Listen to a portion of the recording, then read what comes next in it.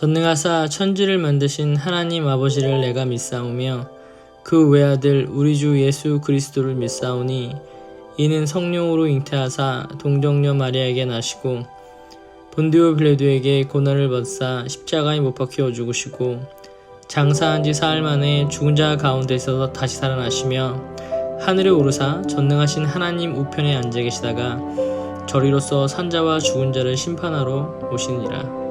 성령을 믿사오며 거룩한 공예와 성도가 서로 교통하는 것과 죄를 사하여 주시는 것과 몸이 다시 사는 것과 영원히 사는 것을 믿사옵나이다. 아멘.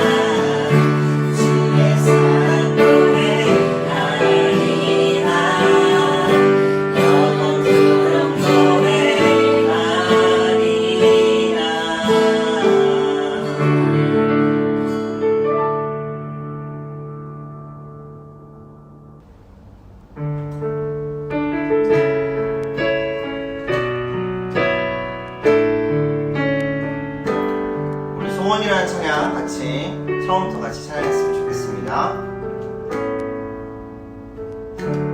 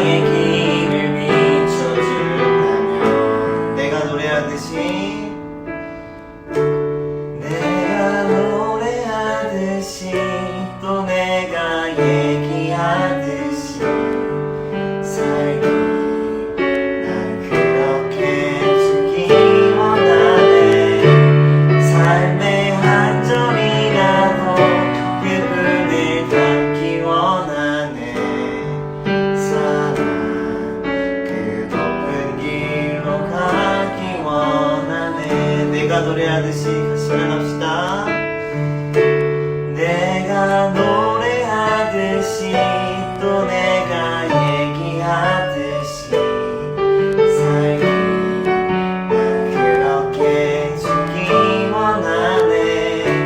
삶의 한 절이라도 그분을 닮기 원하네. 사랑 그 좁은 길로 가기 원하네. 그 좁은 길로 가기 원하네. 그 깊은 길로 가기 원하네.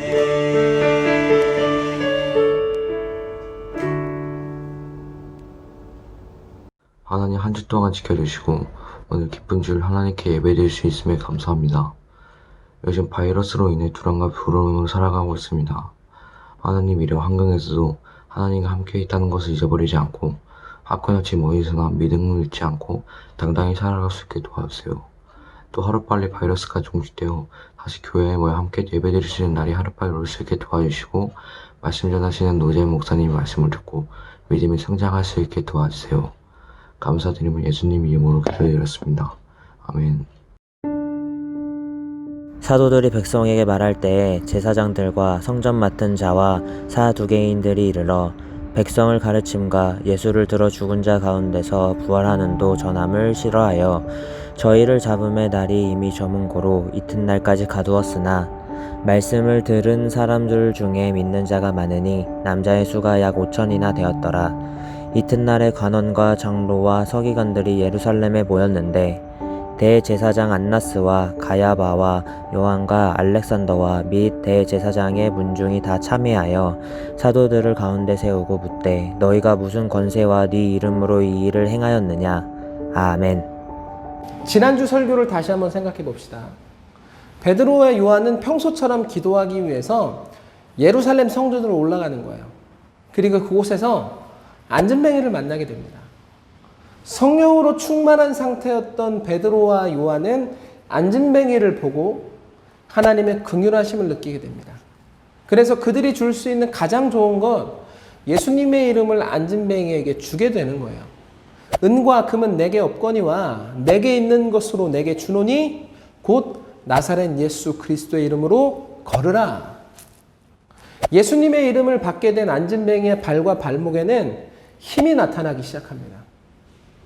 평생 구걸만 하고 앉아 있었던 그 자리에서 벌떡 일어나게 됩니다. 그 모습을 보고 이스라엘 백성들이 깜짝 놀라는 거예요. 그리고 베드로와 안진뱅이 주변으로 모여들기 시작합니다. 모인 남자만 5천 명이라고 하니까 최소한 1만 명의 사람들이 베드로와 안진뱅이 주변으로 모여들었다는 거예요. 그런데 안진뱅이는 지금 주변에 몇 명이 모이든 조금도 눈에 들어오지 않습니다. 여러분 생각해봐요. 평생을 앉아만 있었던 사람이에요. 앞으로도 일어나 걷게 된다? 그런 희망이 없어요. 그런데 오늘 베드로와 요한을 만나게 되고 그들에게 예수님의 이름을 받습니다. 그런데 그 받게 된 예수님의 이름이 주저앉은 자신의 인생을 일으켜주는 거예요. 그러니까 지금 그 안진뱅이에게 뭐가 중요하겠어요? 지금 그 안진뱅이 눈에 뭐가 눈에 들어오겠어요? 주변에 1만이 있든 10만이 있든 안진뱅이는 전혀 신경 쓰지 않고 그대로 성전으로 달려가기 시작합니다. 그리고 성전에서 하나님을 찬양하는 거예요. 그 성전에서 하나님을 예배하는 거예요. 예수님의 이름을 만나 일어나게 된 안진뱅이가 성전에서 하나님을 찬양한다. 여러분 이게 의미하는 것이 무엇일까요? 지금 안진뱅이는 예수님을 하나님으로 인정하고 있다는 거예요. 안진뱅이가 예수님을 하나님으로 인정했다는 것이 무엇을 의미하는 것입니까? 지금 안진뱅이의 인생은 완벽하게 회복되었다는 거예요. 단순히 다리만 낳고 그 자리에서 일어난 것뿐만 아니라 하나님 안에서 그의 영혼과 그의 육체는 완벽하게 회복되었다. 우리는 그것을 볼 수 있는 거예요. 회복된 안진뱅이를 바라보면서 이스라엘 백성들은 저마다 마음에 소망을 갖기 시작합니다. 나도 예수님의 이름을 받으면 저렇게 되는 건가? 내 인생도 예수님의 이름이 나타나게 되면 저 안진뱅이처럼 다시 시작할 수 있는 건가? 이스라엘 백성들은 회복된 안진뱅이를 바라보면서 예수님을 향해서 마음문을 열기 시작하는 거예요. 사람들의 마음문이 열리기 시작하자 베드로와 요한은 무엇을 하기 시작합니까? 사도행전 3장 11절부터 12절. 나은 사람이 베드로와 요한을 붙잡으니 모든 백성이 크게 놀라며 달려나아가 솔로몬의 행각이라 칭하는 행각에 모이거늘 베드로가 이것을 보고 백성에게 말하되 이스라엘 사람들아 이 일을 왜 기이 여기느냐? 우리 개인의 권능과 경건으로 이 사람을 걷게 한 것처럼 왜 우리를 주목하느냐? 이때구나. 지금이 기회구나. 베드로와 요한은 마음문을 열고 자신들을 바라보는 수많은 백성들에게 예수 그리스도의 이름을 주기 시작합니다. 그렇게 한참 복음을 전하고 있는데 이 소동을 듣고 제사장들과 사두개인들이 현장에 도착하는 거예요. 그리고 베드로가 무리에게 신나게 예수님을 전하는 모습을 보게 됩니다. 무리들이 베드로의 말씀을 신나서 받아들이는 모습을 보게 되는 거예요. 그리고 그들의 마음이 심하게 뒤틀리기 시작합니다. 사도행전 4장 2절 백성을 가르침과 예수를 들어 죽은 자 가운데서 부활하는 도 전함을 싫어하여 결국 베드로와 요한은 이 사건 때문에 감옥에 갇히게 되고 세상의 교회를 향한 첫 번째 핍박이 이렇게 시작되는 거예요. 사랑하는 태거 여러분, 우리는 언제 다른 사람의 영혼을 살릴 수 있게 되는 걸까요? 나의 전도는 언제 열매 맺게 되는 걸까요? 몰라요. 이걸 누가 어떻게 알겠어요? 우리가 전한 예수님의 이름이 언제 뿌리를 내리고 언제 열매를 맺게 되는지 알고 있는 사람은 아무도 없습니다. 베드로와 요한도 성전에 도착해서 안진뱅이를 만나기 전까지는 자신들이 이렇게 수많은 사람들에게 복음을 전하게 되리라고 생각하지 못했을 거예요. 그러나 성령님은 준비하시는 거예요. 그러나 성령님은 계획하시는 거예요. 베드로와 요한이 복음을 전했을 때 열매 맺기에 가장 알맞은 시간과 가장 적절한 장소 그리고 가장 기가 막힌 타이밍을 성령님은 언제나 준비하고 계획하고 계신다는 거예요. 그런데 여러분, 이 본문에서 더 놀라운 점이 무엇인지 아십니까? 성령님의 그 계획과 타이밍을 베드로와 요한이 기가 막히게 잡아냈다는 거예요. 세상 어느 누가 성령님의 계획을 알 수 있어요. 세상 어느 누가 성령님의 준비하심을 짐작할 수 있어요. 그건 인생의 능력이 아니에요. 그런데 오늘 본문의 베드로와 요한은 그 타이밍을 잡아냅니다. 비결이 뭐예요? 베드로와 요한이 성령으로 충만한 상태였기 때문이에요. 사도행전 2장 33절 하나님이 오른손으로 예수를 높이심에 그가 약속하신 성령을 아버지께 받아서 너희 보고 듣는 이것을 부어주셨느니라. 그러므로 우리는 베드로와 요한의 모습을 통해서 성령 충만이 대체 무엇인지 정확하게 확인할 수 있게 되는 거예요.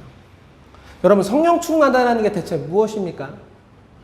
예전에는 느끼지 못했었던 찌릿찌릿한 느낌? 갑자기 깊은 곳에서 올라오는 울컥하는 감정?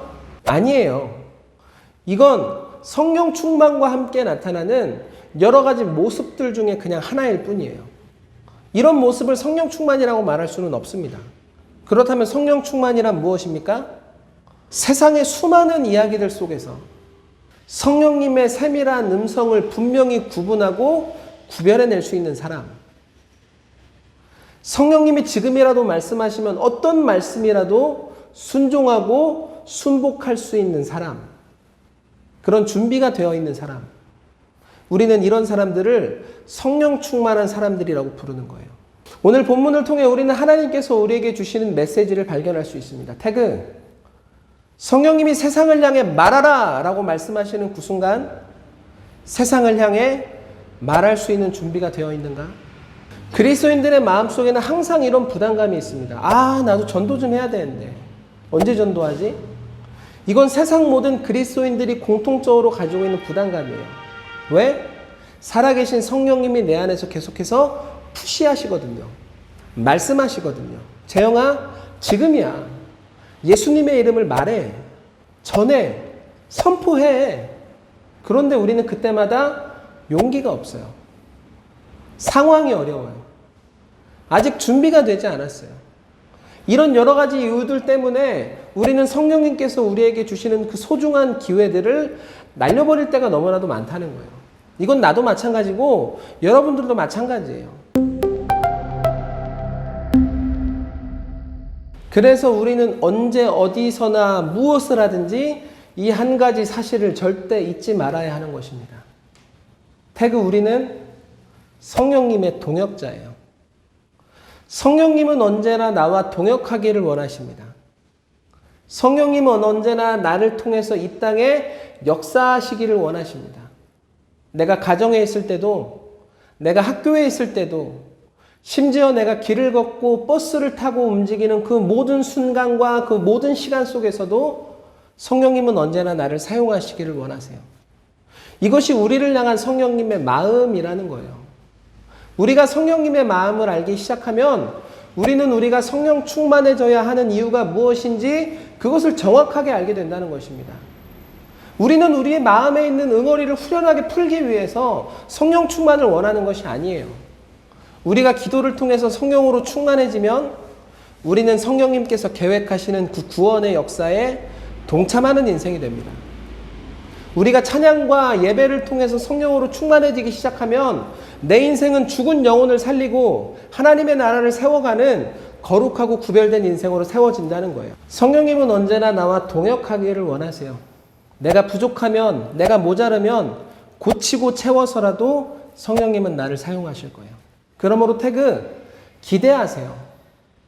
소망하세요. 내가 성령 충만해지면, 내가 성령으로 가득 채워지면 하나님은 반드시 나와 내 인생을 회복시키고 사용하실 거예요. 다시 이스라엘의 현장으로 돌아와 봅시다. 두 사도가 복음을 전할 때 세상은 어떤 반응을 보여줍니까? 사도행전 4장 2절. 백성을 가르침과 예수를 들어 죽은 자 가운데서 부활하는 도 전함을 싫어하여. 베드로와 요한이 복음을 전할 때 세상은 그 모습을 끔찍하게 싫어합니다. 그런데 여러분, 우리가 여기서 말씀을 제대로 봐야 되는 거예요. 지금 세상이 정확히 싫어하는 그것이 뭐예요? 사도들을 싫어하는 거예요? 아니면 안진뱅이의 기적이 나타나는 것을 싫어하는 거예요? 아니에요. 지금 세상이 싫다고 말하는 건 그런 것들이 아니에요. 제자들이 수많은 사람들한테 둘러싸인 그 모습을 싫어하는 것도 아니고, 교회가 사람들한테 인기를 얻기 시작하는 그것을 싫어하는 것도 아닙니다. 지금 세상은 베드로와 요한의 입에서 나오고 있는, 전하고 있는 그 말을 싫어하는 거예요. 어떤 말? 죽은 자 가운데서 부활하신 예수님을 전하는 그 말. 세상은 교회가 예수님을 전하는 것을, 예수님에 대해 말하는 것을 싫어합니다. 못 견뎌한다고요. 사도행전 4장 17절 18절. 이것이 민간에 더 퍼지지 못하게 저희를 위협하여 이후에는 이 이름으로 아무에게도 말하지 말게 하자 하고 그들을 불러 경계하여 도무지 예수의 이름으로 말하지도 말고 가르치지도 말라 하니. 17절. 이 말이 더 퍼지지 못하게 저희를 위협하자. 17절. 그 이름을 아무 사람에게도 말하지 말게 하자. 18절. 예수의 이름으로 말하지도 말고 가르치지도 말라. 세상은 지금 베드로와 요한의 입에서 예수님의 이름이 나오지 못하게 하려고 하는 거예요. 그래서 협박하는 거예요. 그래서 감옥에 가두는 거예요. 이런 세상의 협박 속에서 베드로와 요한은 어떤 모습을 보여줍니까? 오케이, 안 할게, 건들지 마, 이렇게 이야기합니까? 아니에요. 사도행전 4장 20절. 우리는 보고 들은 것을 말하지 아니할 수 없다 하니. 지금 베드로와 요한이 보고 듣고 도저히 말하지 않고는 배길 수 없다고 말하고 있는 그 말이란 게 대체 뭐예요? 요한복음 3장 16절. 하나님이 세상을 이처럼 사랑하사 독생자를 주셨으니 이는 저를 믿는 자마다 멸망치 않고 영생을 얻게 하려 하심이니라. 세상에 대한 요한과 베드로의 대답은 이겁니다. 아니, 나는 죽으시고 다시 살아나신 예수님을 말하지 않고는 살 수가 없는데, 배길 수가 없는데, 그럴 수가 없는데. 20절, 우리는 보고 들은 것을 말하지 아니할 수 없다. 그러므로 결국 우리의 싸움은 말싸움이에요. 말싸움. 우리가 세상을 향해 예수님을 말할 것이냐, 예수님을 말하지 않을 것이냐. 세상과 교회는 항상 이것 가지고 싸우는 거예요. 교회가 예수님의 이름을 말하는 것이 너무나도 중요하기 때문에 세상은 계속해서 교회가 예수님의 이름을 말하지 못할 수 있도록 우리를 속이고 우리를 공격하는 거예요. 여러분, 이런 말 들어본 적 있어요? 뭐 꼭 그렇게 말로 전도할 필요가 있어? 너희들의 생활이 깨끗하고 너희들의 주변 사람들에게 모범적인 모습을 보여주면 전도는 자동적으로 이루어지는 거지. 굉장히 그럴싸한 말이죠. 그런데 여러분, 이 말은 가짜입니다. 왜? 성경 그 어디에서도 선행을 복음이라고 말하는 곳은 없어요. 우리가 주 예수님을 믿어 입으로 시인할 때 구원은 나타나는 것입니다. 이렇게 세상은 계속해서 우리에게 말하지 말라 이야기합니다. 그런데 우리가 이런 세상 속에 말하겠다 이렇게 하기 시작하면 그때부터 우리는 세상 속에서 이상한 사람들이 되기 시작하는 거예요. 유별난 사람들이 되기 시작하는 거예요. 어쩌면 우리 인생에 따돌림이 나타날 수도 있고 불이익이 나타날 수도 있어요. 이런 협박과 이런 압박 때문에 우리는 예수님의 이름을 말하지 않고 가만히 있어야 되는 것입니까? 이럴 때 성경을 봐야 하는 거예요. 이럴 때 우리는 말씀을 봐야 하는 거예요. 그럼에도 불구하고 우리의 선배들은, 그럼에도 불구하고 베드로와 요한은 어떤 일을 하는가? 사도행전 4장 4절, 말씀을 들은 사람 중에 믿는 자가 많으니 남자의 수가 약 5천이나 되었더라. 교회가 세상의 협박을 이기고 예수님의 이름을 세상에 말하기 시작하자 상상도 할 수 없는 사람들의 숫자가 새 생명을 얻기 시작합니다. 자, 결론입니다. 나는 작년 대치동 한복판에서 우리 태그가 보여줬었던 그 모습들을 아주 생생하게 기억하고 있습니다. 길 한복판에서 전도지를 들고 굉장히 부끄러워하는 모습이었어요. 예수님 믿으세요. 이 한마디를 결국 끝까지 꺼내지 못하고 쭈뼛쭈뼛 거리는 모습들이었습니다. 너무나도 아름다운 모습이었어요. 나만이 아름다운 모습을 기억하고 있을까요? 노재영 목사만 너희들의 그 모습을 기억하고 있을까요? 아니에요. 세상이 그 모습을 기억하고 있고 하나님이 그 모습을 기억하고 있어요. 우리가 세상을 향해 복음을 전할 때 세상은 그때 여러분의 얼굴과 여러분의 모습을 똑똑히 기억했을 것입니다. 아하! 저놈 저거 하나님의 자녀구나.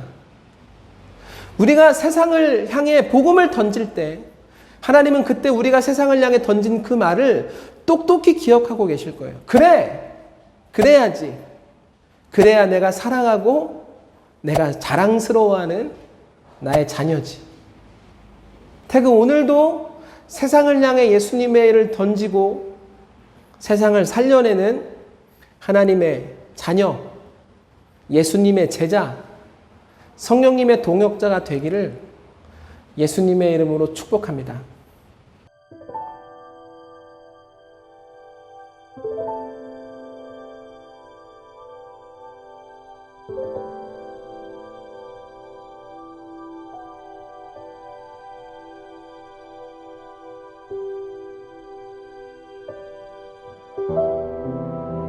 하늘에 계신 우리 아버지여, 이름이 거룩히 여김을 받으시오며 나라에 임하옵시며 뜻이 하늘에서 이룬 것 같이 땅에서도 이루어지이다.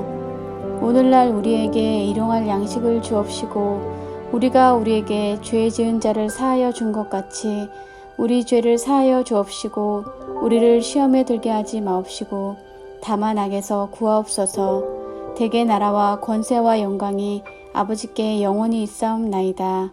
아멘.